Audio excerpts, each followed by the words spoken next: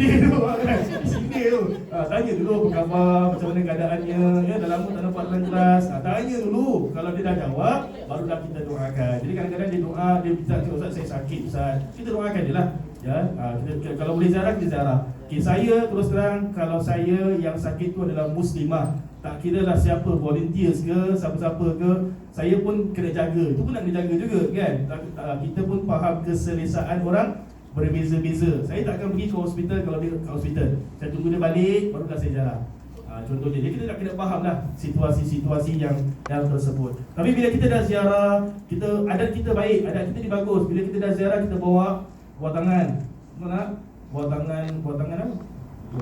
Buah durian. Buah-buahan, buah salam, buah apa kan. Cuba kasih apa-apa kasih, itu adalah hadiah. Kata Nabi SAW, tahadu tahabu. Kau kasih hadiah, tambah kasih sayang kan, bawa kasih lebih kan. Tapi jangan spesifik buah lah. Ini masalah tu tau. Saya kata hari Jumaat kalau masjid buah apple, buah pisang, itu je buah yang ada. Ada buah macam-macam buah itu je yang dia kasih kan. Kalau masuk hospital, buah itu tertentu je dia kasih kan. Tak semestinya. Apa-apa yang kasih yang sesuai dengan orangnya ya. Kalau dia tengah sakit kecil manis, janganlah bawa benda manis. Cek pasal nama dia kan. Ni untuk kau. Kalau kau tak makan tak apa, kau kasih anak kau. Kenapa kau jangan bawa gitu kan. Asal dia kan. So itu adalah hadiah kita ya. Bila kita dah bagi pula, jangan pula mencomel kan. Jangan macam kita mengeluh pula. Kau ni bawa buah pisang bagi aku bunyi ke apa macam dia kan. Orang dah bawa, terima kasih. Kan, terima kasih. Tapi ada orang kasih duit. Alhamdulillah. Tapi tak wajib tak wajib kasih duit. Saya ingin nak katakan, tidak ada kewajipan kalau orang undang pergi majlis ataupun sakit kita nak kasih duit. Tak ada kewajipan. Benda yang tak wajib, kalau kita jangan jadikan wajib. Jangan pula kita mengharapkan. Kita dah sakit, orang tu datang, orang tu ziarah kita, doakan kita. Lepas tu kita expect, kau tak salam aku dekat aku. Tak payah. Kita bukan nak duitnya kan. Jangan jadikan, sebab kadang-kadang saya kesian, ada jemaah yang terpaksa kerana bulan tu bukan bulan gaji kan. Dia terpaksa kasih sampul duit, tapi kasih sampulnya je, dalam tak ada apa-apa kan? Dia cuma dalam terima kasih. Itu je kan. Kadang-kadang kesian. Jadi jangan expect satu benda yang tak sepatutnya dilakukan. Tapi kalau kasih, Alhamdulillah ya, Alhamdulillah. Jadi first, nombor 2, bila ada sakit kita ziarah. Nombor 3, bila diundang datang kecuali ada sebab. Datang maksudnya ada orang undang datang ke majlis raya ke, majlis cukur rambut ke kan. Apa-apa majlis lah yang kita rasa sesuai dengan syariat. Orang undang datang majlis kahwin ke kan, datang kecuali ada sebab. Ada sebab-sebab yang membuatkan kita tak dapat datang. Contoh ya, ada orang cakap, Ustaz, dia jemput saya Ustaz, tapi dia punya majlis kat KL. Jauh betul Ustaz, tapi pasangan dia dah orang KL. Macam mana? Contoh kan, wajib tak saya datang? Wajib, tapi kita ada sebab tak untuk tak datang? Kalau ada sebab, tak payahlah. Contohnya jadi tengok kepada keadaan. Tapi kalau kita sengaja, dah jadi dosa. Tak payah datang lah. Dia majlis aku tak datang pun. Tak payah datang ni, majlis balas balik. Mengira. Contohnya, jadi kalau dia tak datang, tak apa. Tapi kalau kita undang dia undang kita datang. Selagi mana ada kelapangan dan sebagainya. Okay, jangan balas-membalas kita balas benda baik tak apa, tak masalah. Nombor 4, bila diminta nasihat, berikan. Orang suara nak minta nasihat, bercakap kan, orang tak minta jangan kasih kan. Ni pakcik nak nasihatkan kau. Bila masa kita minta pakcik nasihat, tak payahlah nasihatkan orang, betul kan. Tapi kalau diminta izin, pakcik nak nasihatkan, boleh terima? Okey, boleh. Dia izinkan baru cakap. Tapi kalau ada orang memang jumpa kita untuk memberikan nasihat, diminta nasihat. Ada orang kalau jumpa dengan saya kadang-kadang kata, Ustaz, tolong nasihatkan saya Ustaz, apa yang patut yang saya buat, contohnya. Jadi kita baru bagi baru kita bagi. Kalau awak tak minta, kita tak akan bagi. Untuk saya lah, saya tak tahu untuk orang lain. Tapi kalau saya, kalau kawan-kawan yang lain jumpa dengan saya, setakat jumpa, memang jumpa je lah, jadinya lah. Tapi kalau jumpa, sampai tu dia minta nasihat, minta pandangan, boleh kita bagilah. Selagi mana kita boleh bagi, kita bagi insya-Allah ya. Nombor 5, bila bersin doakan. Alhamdulillah yarhamukallah. Lepas itu kita doakan dia tak balik. Dari doa tu, yahdikumullah. Ya Allah, alhamdulillah, doakan balik yarhamukallah, semoga Allah merahmati kau. Yahdikumullah, semoga Allah berikan hidayah kepada engkau. Jadi kita mendoakan antara satu dengan yang lain, ya. Tapi mungkin tempat yang sesuai. Jadi kita bincangkan, Nabi SAW menegur bila orang baca doa ketika dalam solat, itu pun tak sesuai. Dalam toilet sesuai tak? Satu kubikel sebelah acung sambil dia keluar bawah, atas pun dia keluar, dua dia keluar, acung. Yang sebelah pula, yarhamukallah. Contohnya, tak payah dalam toilet, tak payah. Ya, tak payah doa-doa mendoakan. Kau bayangkan satu kubikel, alhamdulillah. Ni yarhamukallah. Yang ujung, yahdikumullah. Aku rasa yang paling ujung diam sudah. Diam sudah. Jadi dalam toilet tak sesuai. Ya, dalam toilet tak sesuai. Atau dalam majlis pun tak sesuai. Contohnya tapi bukan bermakna doa ni tak bagus. Tahu tak kita ada orang soleh ni, dia dalam cerita tu lah, dia jalan dekat bahagian dia naik sampan, dia nampak apple tau. Ini orang soleh ni cerita.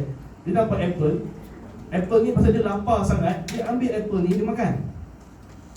Kan? Dia ambil apple ni dia makan. Bila dia dah makan, bila dia dah start kenyang sikit, dia fikir tau, ni apple mesti ada orang punya. Kan? Takkanlah dia tiba-tiba kat situ je kan? Ada orang punya. Apa orang soleh tu buat? Orang soleh tu cari merata ni kebun, daripada kebun siapa ni. Setakat nak minta izin, minta maaf, aku makan tanpa izin kau. Tapi tu level orang soleh lah. Okay? Maknanya kalau ada orang bersin, doakan. Acum, alhamdulillah. Dalam MRT, acum, dalam hati, alhamdulillah. Ya, tak payah orang tu bersin, are you Muslim? Are you Muslim? Why? Because if you Muslim, I can decide doa for you. Tak ada masa nak tanya orang. Orang dah bersin dalam hati, alhamdulillah. Okay, aku yarhamukallah. Ya, contohnya jadi ada tempat tersebut pasal ni benda sunnah, benda yang Nabi SAW suruh kita buat, tapi kita tengok kepada keadaannya. Yang terakhir, bila meninggal, iringi jenazah. Ya, so bila orang meninggal, tak kira kau siapa, dia meninggal, iringi jenazah. Ya, tak payah cuma sofa. Kita akan tanya lelaki ke perempuan. Sofa tak pernah ada orang jumpa dengan saya. Ustaz, kita kenal Ustaz? Ustaz tak kenal apa tak payah semayang apa? Kan? Kita kenal ke tak kenal, semayang. Kadang-kadang contoh kita pergi pengurusan jenazah dekat Masjid Pusaraman. Kan? Sekarang kan banyak kali kita di Pusaraman, ada family kita meninggal, kenalan kita meninggal kan. Kat Pusaraman tu kadang-kadang ada 2-3 jenazah sekali jalan. Tapi dalam Pusaraman tu ada 2 bilik je kan untuk dimandikan. Jadi kadang-kadang jenazah A, jenazah B sedang dimandikan, jenazah A dah keluar, kan kita pula jenazah C belum masuk ni, belum mandikan lagi ni, kita baru sampai ni, contohnya kan. Jadi jenazah A sudah disiapkan, dah letak dan dah mula solat. Saya galakkan sembahyang. Jangan cakap saya tak kenal lah Ustaz. Siapa dah tengok macam kenal tapi tak kenal. Apa kenal ke tak kenal? Sekarang ni yang meninggal ni orang Islam. Kan? Sembahyang. InsyaAllah bila kita buat baik dengan orang akan buat baik dengan kita. Walaupun kita dah meninggal, orang akan buat baik dengan kita. Saya yakin tu. InsyaAllah. Kalau kita boleh jadi orang biasa, orang tak kenal kita. Tapi bila bila nampak orang susah, kita tolong. Nampak orang meninggal, kita sembahyangkan. InsyaAllah bila dah sampai masanya, Allah bukakan jalan kepada kita. Allah bukakan hati orang-orang lain untuk sembahyang kepada kita. So kalau kita sendiri waktu hidup kita tertanya, kenal tak kenal itu? Tak kenal tak payahlah sembahyang. Malu sendiri apa nak malu? Sembahyang kan? Bawa malu je tak payah sembahyang. Bayangkan kalau kita punya masa nanti, orang pula buat kita. Kita kalau boleh cakap, kita akan cakap, tolonglah sembahyangkan aku, tolonglah. Kan? Kalau kita boleh cakap lah. Tak boleh cakap lagi lah, dah habis lah. Kan? Lepas saya nak bilang sini je lah, tak kira siapa sembahyangkan. Alhamdulillah, kadang-kadang saya dapat kesempatan pergi ke Pusaraman, Masjid Pusaraman tu. Kadang-kadang ada pengurusan jenazah dan ambil kesempatan. Satu kali tu saya berdiri kat situ, saya tunggu jenazah dimandikan. Dapat 3 jenazah. Pergi pasal jenazah yang nombor 3 kan. Tapi oleh kerana jenazah tu belum dimandikan, jenazah pertama, jenazah kedua dah dimandikan, dah nak mula solat, sembahyangkan lah. Jenazah apa? 1 kali 9 jenazah, pahalanya berapa besar? 1 gunung Kirat, 1 gunung macam gunung Uhud, 1 kali sembahyang tu. So kalau 3 jenazah kita dah sembahyangkan dalam satu masa, Masya Allah, kan? Puas. Jadi jangan lupa, duduk dalam. Mak ajar pula, yang maaf kata yang muslimah pula, kadang-kadang masuk masjid tu muslimah yang duduk dalam. Kursi-kursi tu semua muslimah kan. Ya, kalau siapa yang datang, yang biasa datang bersalaman, yang tak biasa cakap macam mana tak faham juga kan. So sampai datang awak nampak kadang-kadang kat dalam tu pun muslimah duduk kan. Ambil duduk. Duduk tu buat apa? Ambil duduk. Jenazah dah ada je semayang. Jenazah dah ada je semayang. Bukan kita ada beberapa kalangan orang-orang sahabat-sahabat kita, dia bila nak ditaya, dia nak jadi pengurus jenazah. Dia nak jadi bukan apa? Bersihkan kubur. Pasal pada dia sambil dia buat benda tu, sambil dia gerak, sambil dia dapat ibadah. Tapi itu masing-masing lah, bukan saya suruh semua ditaya jadi pengurus jenazah. Tidak, bukan gitu. Maknanya fadilat tu besar. Fadilat tu besar. Saya ada tanya saya, Ustaz, kalau Ustaz tak buat ni, Ustaz tak mengajar, Ustaz tak kerja masjid, Ustaz buat apa? Saya kata antara benda yang saya nak tengok ialah pengurus jenazah.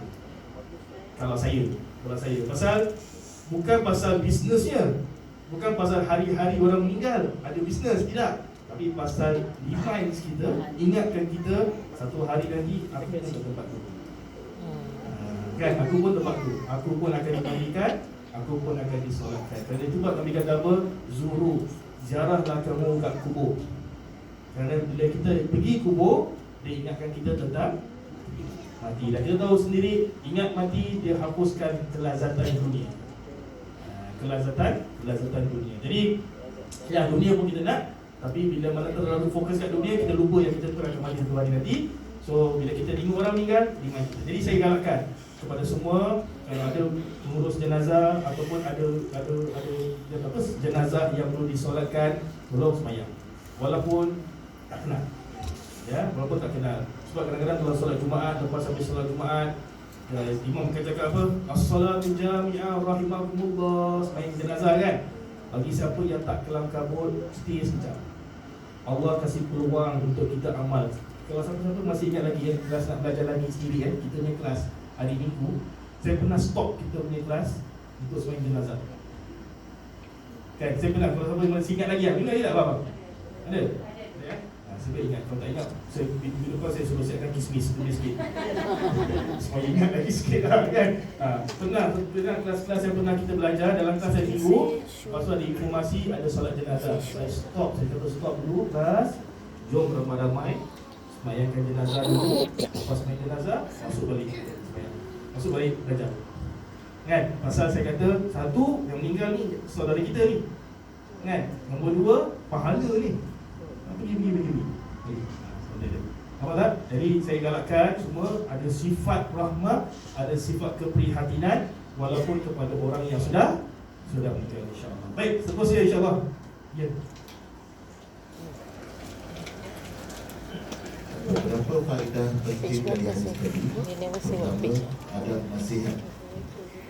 Menjaga lidah dari berkata yang buruk pada orang yang dinasihati, kerana tujuan nasihat ialah kembalikan dia dari menggunakan urusan agama.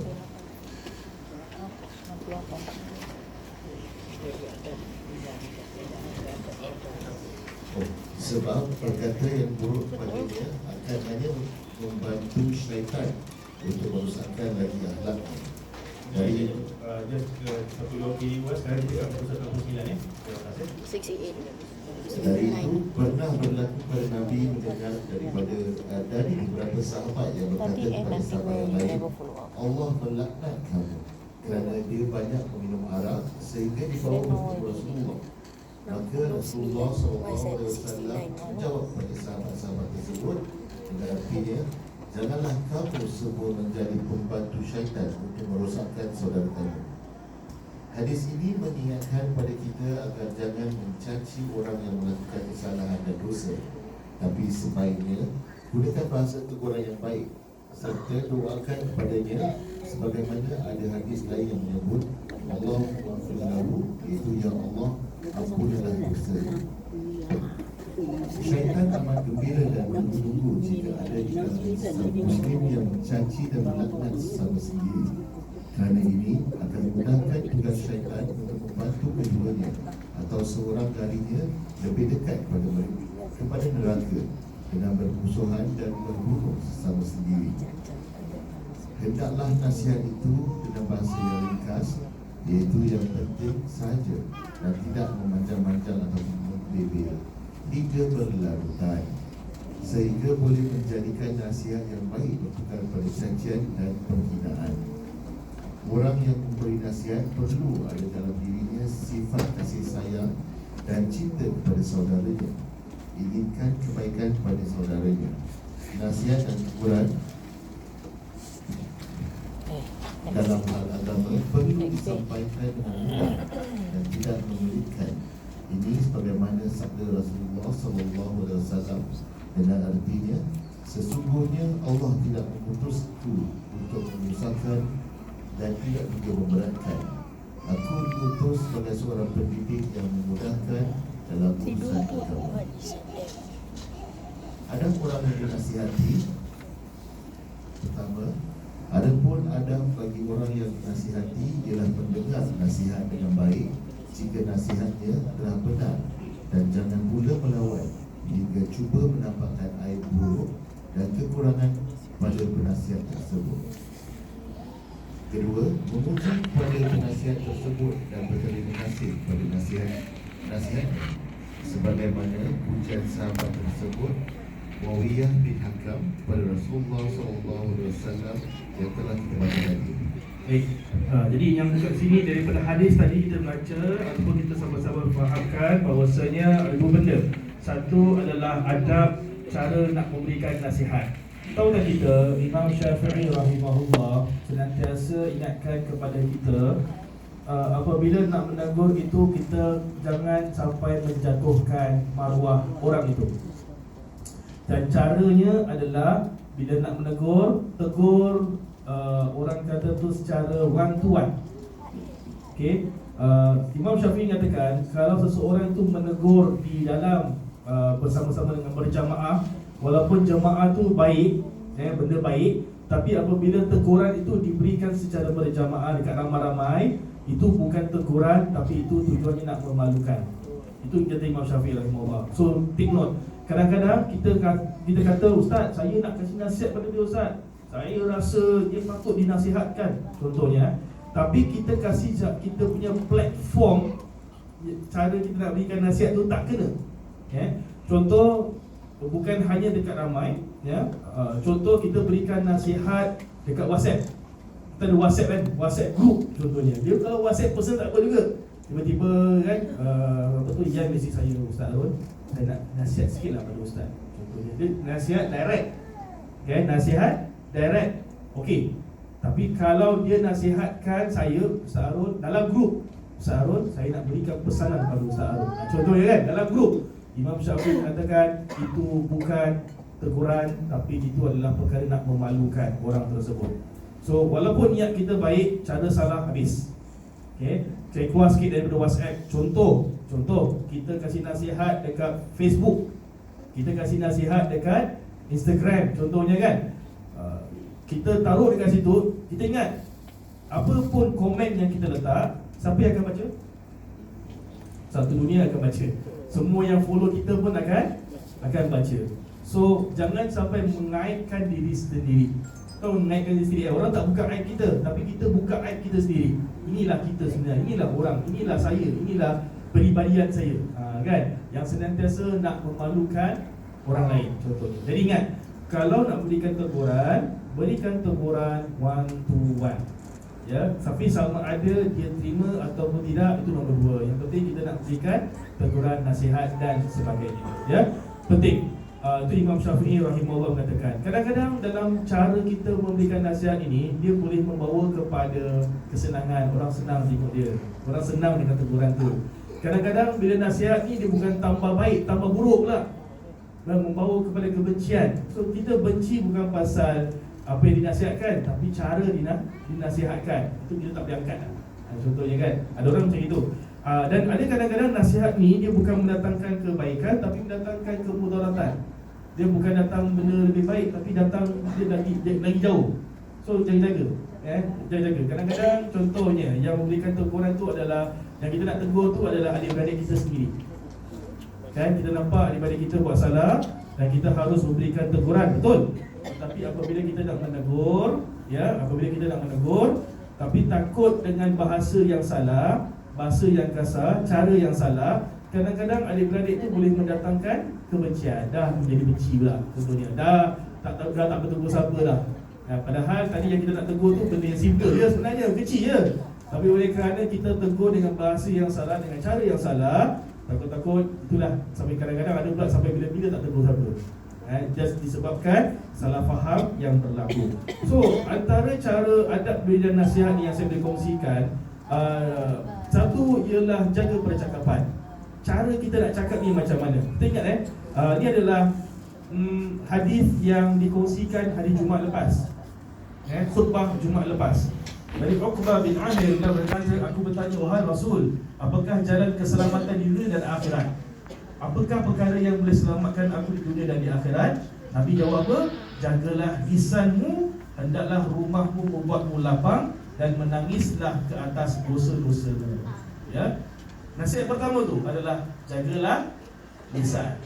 Jagalah percakapan kita. Dan jagalah percakapan kita. Dengan percakapan ini, insya-Allah dia dapat memberikan kebaikan untuk kita di dunia dan di akhirat. Itu yang pertama. Yang kedua adalah jaga bahasa dan etika.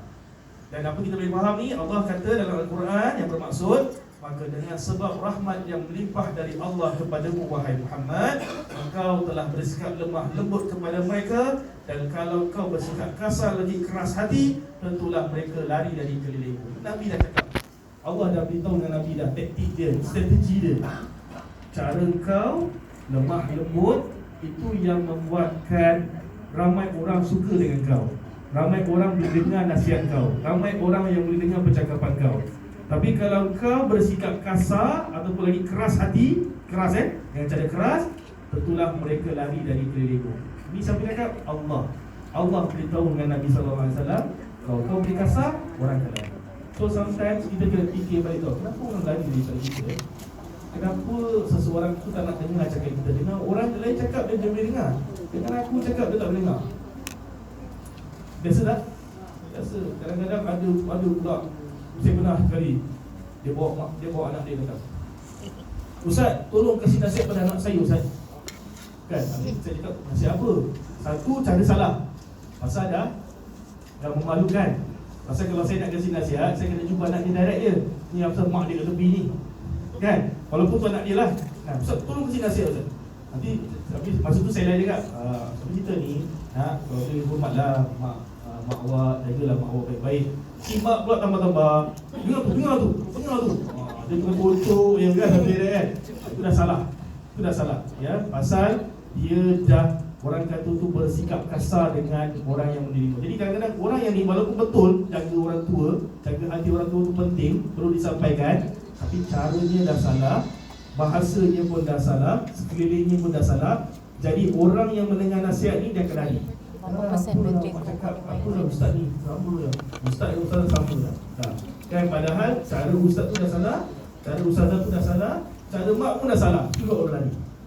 Kan, tapi kata Allah Subhanahu Wa Taala, berlemah lembut. Jangan keras sangat. Jangan tegas sangat. Kalau kita tegas sangat, itulah yang buat orang lari daripada kita. Okay, so gunakan strategi ni. So saya selalu katakan, kadang-kadang ada orang jumpa dengan saya, Ustaz, saya tengok dalam kelas suami saya pun ikut kelas. Ustaz, sama-sama Ustaz, tolong Ustaz selit-selitkan sikit Ustaz dalam bab ni. Ada yang macam gitu kan? So, tapi jangan dia ada benda baik dia boleh jadi baik dan dia boleh jadi tak baik. Kan? Pasal kadang-kadang benda macam ni takut dia attack. Dan ustaz yang sampaikan tu pun dia tak boleh aduh hamba Allah ni dia sini kan, sampai-sampai pun dia tengok orang ni. Dia macam sini kat aku je sampai ni mesti aku komplain ni contoh kan. Tak best lah macam itu kan. But the point nak bilang sini lah, kadang-kadang perlu disampaikan dan kadang-kadang basic disampaikan. Kadang-kadang Allah berikan teguran melalui khutbah. Allah berikan teguran daripada majlis ilmu. So kadang-kadang ada orang kata dengan saya, Ustaz, kalau saya pergi kelas, mana-mana kelas yang mana ceramah, ada je lah benda-benda yang macam tempelingkan muka saya.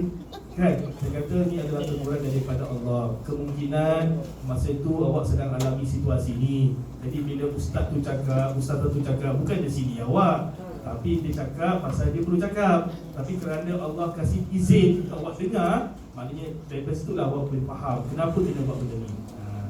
Kan? So berikan nasihat tu penting dalam bahasa-bahasa tertentu. Recently ada tu jemaah kita masjid. Dia masuk masjid, saya tegur dia lah, saya kata tegur lah, saya kata Jin, tempat sini tak duduk, pergi tempat lagi. Dia bangun. Saya tengok masjid ni banyak sangat tabung lah. Banyak sangat tabung. Okey. Apa? Saya kasih saranan kepada orang masjid, taruh tabung besar-besar. Taruh besar-besar, sekali masuk, lepas itu dah cukup. Saya terus tengok. Ya, saya senyum lah, saya orang gitu. Saya senyum. Terima kasih Ji atas saranannya, insya-Allah. Tapi saya respon balik.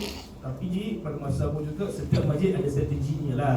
Ada sebab-sebabnya mengapa kita letak tabung kat sini, kat sini. Kadang-kadang memang saya mengaku kadang banyak sangat. Kadang-kadang dia kena pelbagai tempat. Pasal kadang-kadang ada orang tak nampak kat sana, orang nampak kat sini kan. Kadang-kadang tabung kecil orang nampak, tabung besar orang tak nampak, macam itulah kan.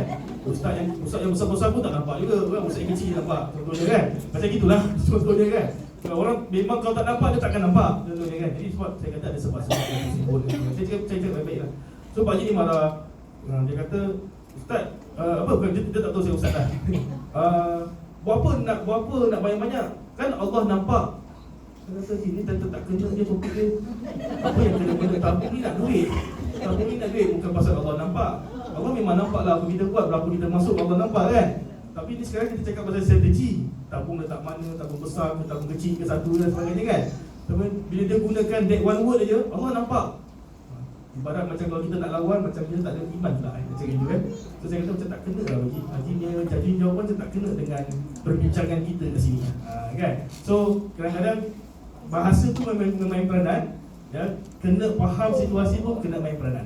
Dulu waktu saya sebelum kerja masjid pun saya kadang-kadang pun perangai juga kadang-kadang kan. Saya cakap masjid macam ni, masjid macam ni. Tapi bila dah kerja masjid, baru saya faham kenapa dan sebagainya. Ada jemaah jumpa dengan saya, Ustaz, kita sebagai masjid ni, kita harus support lah syarikat Islam kita. Support syarikat Islam kita. Siapa lagi nak majukan syarikat orang Melayu, syarikat orang Islam, bukan kita. Okay, memang kita akan support. Tapi sejauh mana kita nak support? Tak ada Ustaz, kalau dia nak kasih flyers kita izinkan. Kalau kita nak izinkan satu, maknanya semua orang kita nak kena izinkan. Faham tak? Kadang-kadang kita kena balik tau. Kenapa orang tu Ustaz izinkan, kenapa saya tak izinkan? Kan? Sebab kita cakap kalau dekat masjid tak ada commercialize.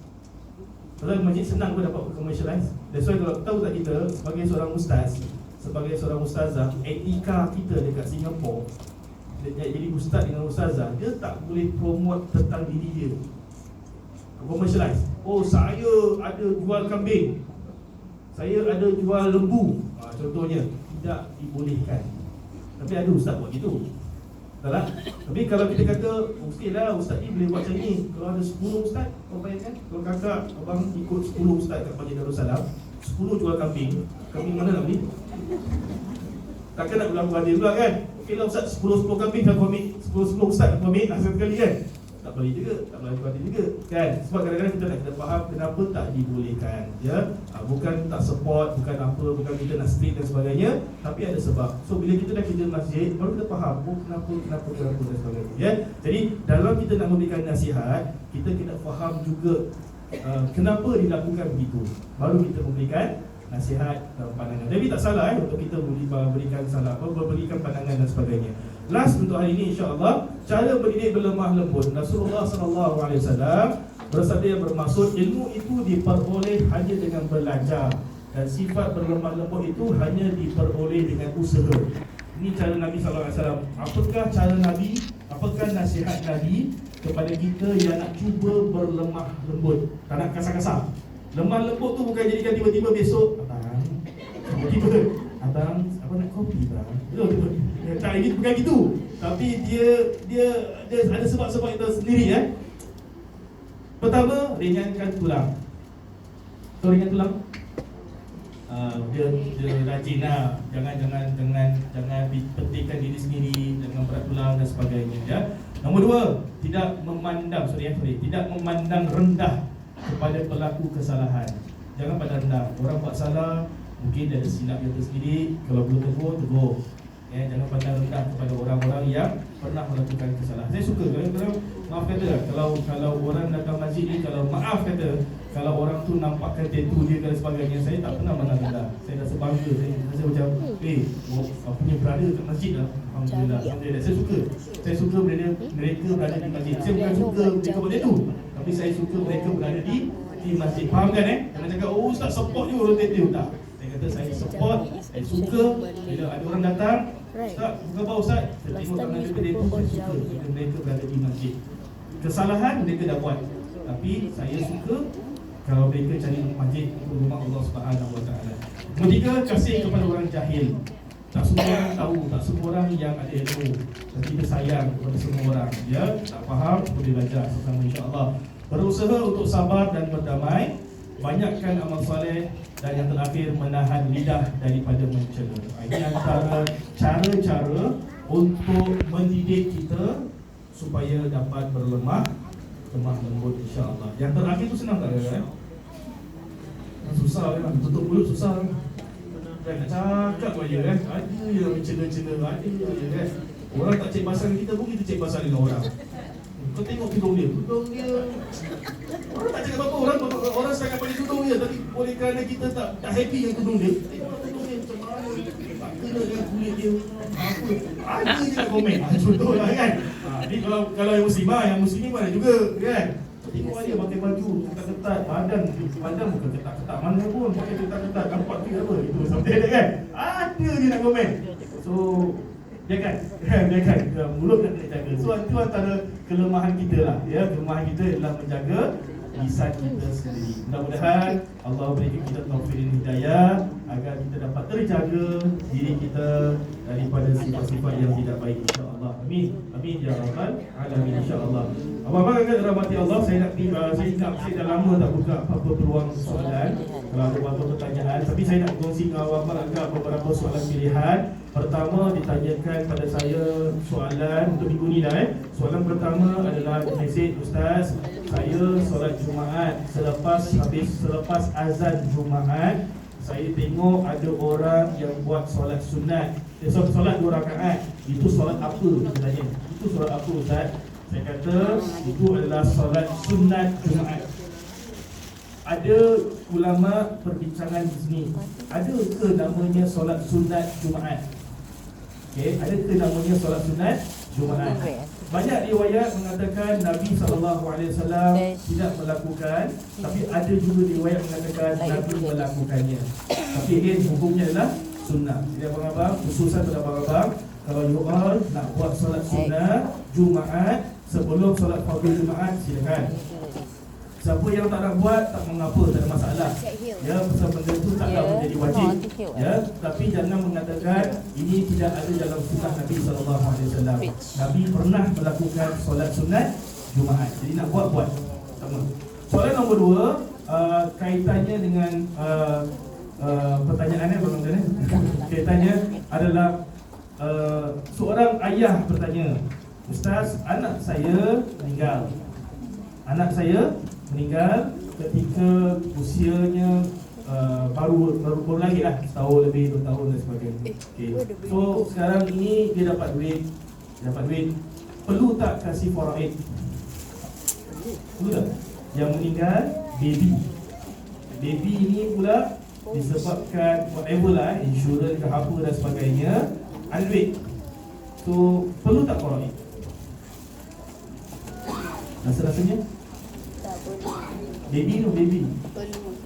Jadi baby buat duit. Baby dapat duit. Contohnya kan, dapat duit.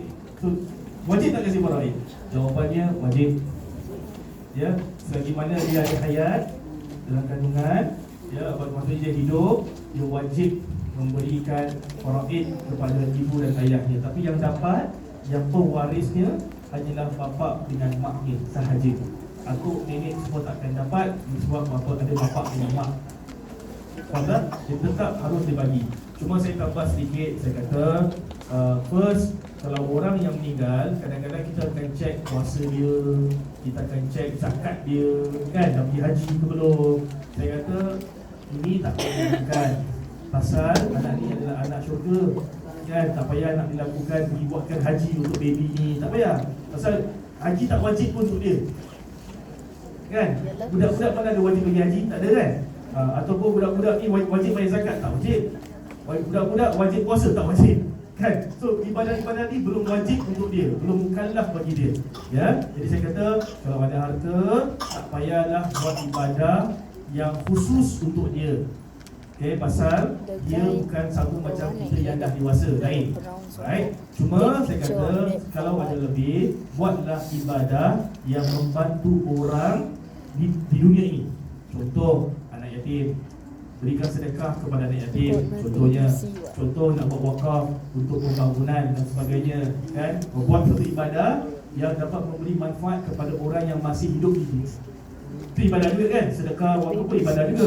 Tapi ibadah yang lebih khusus kepada manfaatnya kepada orang yang masih hidup. Pasal jangan buat ibadah untuk ini, pada saya ibadah haji itu semua belum wajib untuk dia. Jadi kalau tak nak buat pun tak jadi masalah. Tak buat pun tak jadi masalah, kerana anak ni pun insya-Allah sudah terus masuk ke syurga dan menanti bapa ibunya di syurga. Tak? Jadi saya fahamkan kat situ. Jadi itu antara soalan yang diberikan kepada saya. Apa-apa ada soalan nak tanya? Yes, go.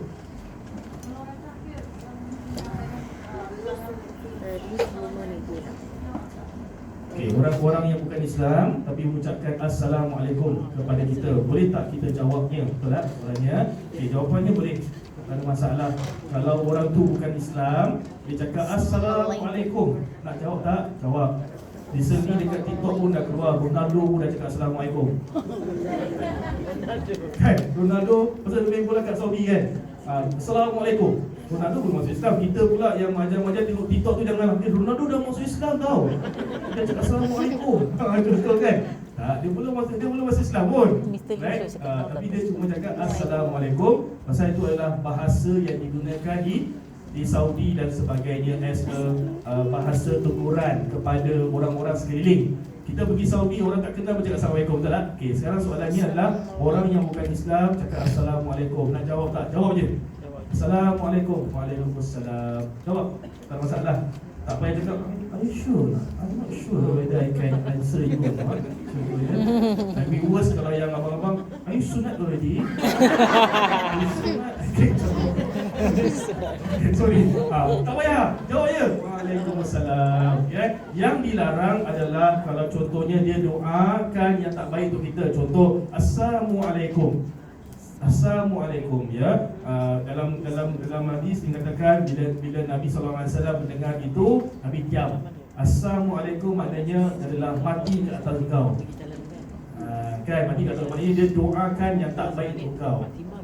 Tapi tak payahlah kita dengar tu. Kadang-kadang maaf kata orang yang bukan Islam, dia nak cakap Arab ni, kita yang Melayu nak cakap Arab ni kadang-kadang belat. Kan? Kadang-kadang ada slang dia Assalamualaikum, macam tu kan? Ada slang dia sendiri. Tapi kalau yang bukan Islam, yang bukan Melayu nak cakap Arab, kadang-kadang belat. Okay? Jadi the point saya nak bilang sila, tak payahlah cakap. Kalau dia kata Assalamualaikum, repeat after me again. Repeat again. I want to hear. Is it Assalam or Assalamualaikum? Contohnya, tak payah. Dengar Assalamualaikum, cakap dia balik Waalaikumsalam. That's all. Jadi tak salah kan? Untuk jawab Waalaikumsalam, tak salah. Tak ada masalah pun. Tapi kalau kita pula jumpa dengan dia, nak pula Assalamualaikum, Assalamualaikum, tak payahlah kan? Kita yang jumpa dengan dia cakap dah hi, good morning, tegur. Disuruh tegur. Orang yang menyapa tu adalah benda yang baik. Saya kadang-kadang stres kalau naik lift. Rumah saya ada 2 unit je tau. Maknanya dari tingkat 1 sampai tingkat 2 sampai tingkat 11, 2 unit kali 11, kali 10 kali 10 maknanya ada 20 unit je. 20 unit je. Maksudnya lift saya tu ada 20 unit ni orang tinggal lagi. Tak ada orang lain Tapi kalau main naik lift, ya Allah, bila stres. Nak cakap hello morning tu susah kadang-kadang. Hai. Tapi kalau maaf kata kalau jumpa yang apek nonya, oh memang baik. Sudah makan lah? Sudah makan. Itu je. Pergi pasar. Bagus tau, ni orang Islam ni cara tegur. Jangan tak tegur. Walaupun benda tu sama je. 10 kali jumpa sudah makan lah. Tak apalah, dia tegur kita kan. Maknanya dia nak berbaik dengan kita pun berbaik dengan dia. Sudah makan. Sudah makan. Tak. Jadi boleh tegur sabar satu dengan lain. Itu adalah sifat Nabi SAW. Nabi tegur walaupun dia bukan sesama Islam, tapi Nabi tetap tegur dengan dia. Itulah cara adab Nabi SAW kepada semua orang, insya-Allah. Baik, Bapak Kakak dalam rahmat Allah SWT, saya nak kongsi beberapa perkara ini seperti mana yang saya dah kongsi tentang projek peningkatan. Dan bagi siapa yang tadi saya kata nak dapatkan nota-nota yang kita, silakan boleh dapatkan di luar, insya-Allah.